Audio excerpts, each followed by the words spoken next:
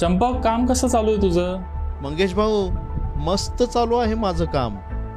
उद्यापासून पुढचा एक आठवडा सुतंतूंवर जाणार आहे मी. का रे, अचानक का जाणार आहेस गावाला? अरे, मुलांना सुट्टी आहे आणि लोकसभेची निवडणूक पण आहे. माझं मतदान गावाला आहे, म्हणून मी जाणार आहे गावाला. कोणाचं सरकार येईल, काय अंदाज आहे तुझा? नरेंद्र मोदी हॅट्रिक करतील असं एक्झिट पोलनुसार तरी दिसतंय. तुझा काय अंदाज आहे? चंपक, निवडणुकांचा निकाल प्रेडिक्ट करणं खूप अवघड आहे, पण एनडीएची पुन्हा एकदा सत्ता आली तर कोणत्या शेअर्सला फायदा होईल ते प्रेडिक्ट करणं आपल्यासाठी जास्त सोपं आहे. आज कोणता शेअर कव्हर करणार आहेस तू?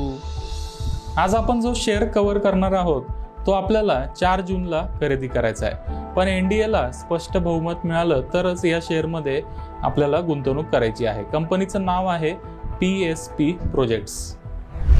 PSP म्हणजे प्रल्हाद एस पटेल. प्रल्हाद पटेलांनी 2008 मध्ये PSP प्रोजेक्ट्सची स्थापना केली. याआधी त्यांनी कन्स्ट्रक्शन सेगमेंटमध्ये 30 वर्ष व्यवसाय केलाय. PSP प्रोजेक्ट्सनी अनेक सरकारी संस्थांसाठी बिल्डिंग्स बांधल्यात. तसेच अनेक कंपन्यांचे मॅन्युफॅक्चरिंग प्लांट आणि निवासी प्रकल्प कंपनीने पूर्ण केलेत. कंपनीने आतापर्यंत 200 पेक्षा जास्त प्रोजेक्ट्स पूर्ण केलेत. भारतीय जनता पार्टीचं मुख्यालय देखील PSP प्रोजेक्ट्स याच कंपनीने बांधलं आहे. कंपनीसाठी गुजरात हे होम ग्राउंड असलं तरी कंपनीने UP मध्ये medical colleges, EWS housing projects, Kashi Vishwanath project पूर्ण केलेत. याचबरोबर कंपनीने अनेक राज्यांमध्ये अनेक मोठे प्रोजेक्ट पूर्ण केलेत. वेळेवर प्रोजेक्ट पूर्ण करण्याचं ट्रॅक रेकॉर्ड असल्यामुळे या कंपनीचं मार्केटमध्ये नाव चांगलं आहे. म्हणूनच त्यांना अनेक मोठे प्रोजेक्ट मिळतात. मंगेश भाऊ, कंपनी लहान असली तरी किती मोठे मोठे प्रोजेक्ट कंपनीने पूर्ण केले आहेत. माझ्यासारख्या सामान्य गुंतवणूकदारांना अशा कंपनीची माहिती मिळतच नाही. चंपक, म्हणूनच आम्ही मनी9 मराठीवर असे हिरे शोधून आणतो. कंपनीचा व्यवसाय कसा आहे आणि किती मोठा आहे ते मला कळलं, पण कंपनीची आर्थिक कामगिरी कशी आहे त्याबद्दल जरा माहिती सांग. हो चंपक, कंपनीची आर्थिक कामगिरी कशी आहे ते आता जाणून घेऊया. PSP प्रोजेक्ट्स ही 2,500 कोटींचं मार्केट कॅप असणारी स्मॉल कॅप कंपनी आहे. कंपनीने मागच्या 12 महिन्यात साधारण 2540 कोटींचं उत्पन्न आणि 155 कोटींचा नफा कमावला आहे. आर्थिक वर्ष 2014 मध्ये कंपनीने 210 कोटींचं उत्पन्न आणि 10 कोटींचा नफा कमावला होता. म्हणजे मागच्या 10 वर्षात कंपनीच्या उत्पन्नात तब्बल 12 पट तर नफ्यामध्ये तब्बल 15 पट वाढ झाली आहे. विशेष म्हणजे ही इन्फ्रा कंपनी असून देखील कंपनीला मागच्या 10 वर्षात एकदाही लॉस झाला नाही. कोविडमध्ये संबंध जग अडचणीत असताना कंपनीने प्रॉफिट मार्जिन मेंटेन केलं आणि 129 कोटींचा नफा देखील कमवला.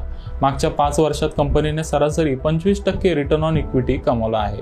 कंपनीवर सध्या 400 कोटींचं कर्ज आहे, मात्र कंपनीकडे त्याच्यासमोर 800 कोटींचे रिझर्व्ह देखील आहेत.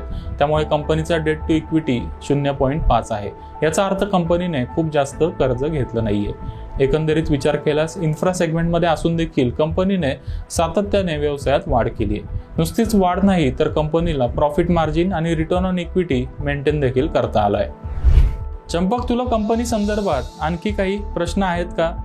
नाही, कंपनीच्या आर्थिक कामगिरी संदर्भात तू सविस्तर माहिती दिली आहेस, पण मला सांग की शेअरचं व्हॅल्युएशन स्वस्त आहे की महाग, आणि या शेअरमध्ये काही जोखीम आहे का? चंपक, तू अतिशय महत्त्वाचा प्रश्न विचारलायस. कंपनीने मागच्या 1 वर्षात साधारण 2540 कोटींचं उत्पन्न कमवलंय आणि ही कंपनी सध्या 2,500 कोटींच्या मार्केट कॅपला ट्रेड करते. म्हणजे प्राइस टू सेल्सचा विचार केला तर हा शेअर अतिशय रिझनेबल व्हॅल्युएशनला ट्रेड करतोय. PE रेशोचा विचार केला तर हा शेअर 16च्या मल्टिपलला ट्रेड करतोय. कंपनीच्या व्यवसायात होणारी वाढ, net profit margin, return on equity, business outlook आणि बिझनेसमध्ये असणारं सातत्य लक्षात घेता शेअर्सचं व्हॅल्युएशन महाग नाहीये. सध्या भारतातल्या मार्केटमध्ये अनेक शेअर्स खूप ओव्हर व्हॅल्यूड झालेत. मग अशा परिस्थितीत PSP प्रोजेक्ट सारखा शेअर आपल्याला सापडला तर ही गुंतवणुकीची सुवर्ण संधी आहे.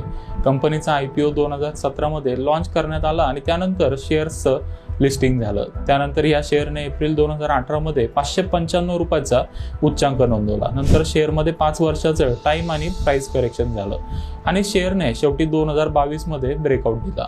600 रुपयाच्या ब्रेकआउट लेवलच्या तुलनेत हा शेअर सध्या 700 रुपयाला ट्रेड करतोय. म्हणजे टेक्निकलचा विचार केला तर अजूनही उशीर झाला नाहीये. आपण या शेअरमध्ये 500 ते 700 रुपयाच्या रेंजमध्ये टप्प्याटप्प्याने गुंतवणूक केली तर आपली जोखीम कमी होईल. मात्र 4 जूनला अनपेक्षित आणि धक्कादायक निकाल लागला तर शेअर मार्केटमध्ये खूप मोठी पडझड होऊ शकते.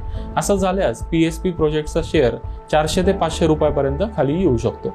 मात्र असं झालं तरी कंपनीच्या व्यवसायावर फारसा परिणाम होणार नाही.